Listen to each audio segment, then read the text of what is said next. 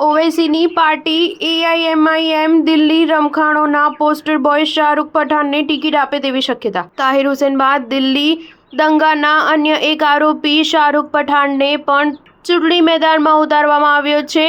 Asaduddin ઓવૈસીની party AIMIM એ પુષ્ટિ તો નથી કરી, પરંતુ સંકેત જરૂર આપ્યા છે। ચર્ચા થઈ રહી છે કે શાહરૂખ પઠાણને સીલમપુર બેઠક પરથી ચૂંટણી મેદાનમાં ઉતારવામાં આવી શકે છે। નોંધનીય છે કે દિલ્હીમાં ફેબ્રુઆરી મહિનામાં વિધાનસભાની ચૂંટણી યોજાઈ શકે છે અને ઓવૈસીની પાર્ટી આશરે 10 બેઠકો પર ચૂંટણી લડી શકે છે। આ ચર્ચાની શરૂઆત ત્યારે શરૂ થઈ જ્યારે એઆઈએમઆઈએમના પ્રદેશ અધ્યક્ષ શોએબ જમાઈએ દિલ્હી દંગાના પોસ્ટર બોય બની ચૂકેલા શાહરૂખ પઠાણના ઘરે જઈને તેમના પરિવારની મુલાકાત લીધી હતી। દિલ્હી દંગા દરમિયાન શાહરૂખ હથિયાર લહેરાવતા જોવા મળ્યો હતો। તેણે એક પોલીસકર્મી પર પિસ્તોલ ટાર્ગેટ કરી હતી। શાહરૂખ હાલ જેલમાં બંધ છે। શાહરૂખે પહેલા ઓવૈસીની પાર્ટીએ દંગાના એક મોટા આરોપી તાહિર હુસૈનને ટિકિટ આપી ચૂકી છે। 2 દિવસ પહેલા શોએબ જમાઈએ એક્સ પર શાહરૂખ પઠાણની માતા સાથે મુલાકાત કરી તેની તસવીર શેર કરી હતી। તેઓએ લખ્યું કે થોડા દિવસો પહેલા જેલમાં બંધ શાહરૂખ પઠાણના ઘરે તેની માતાની મુલાકાત કરી હતી।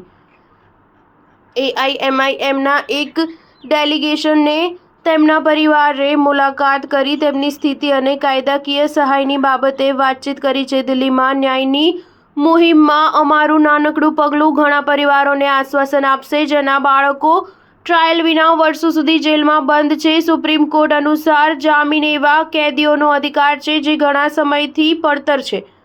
તેમની માતાનું કહેવું છે કે અરવિંદ કેજરીવાલના ઇશારા પર જ તેમના દીકરા પર કેસ કરવામાં આવ્યો અને હવે આ વાત તે ભૂલી નહીં શકે।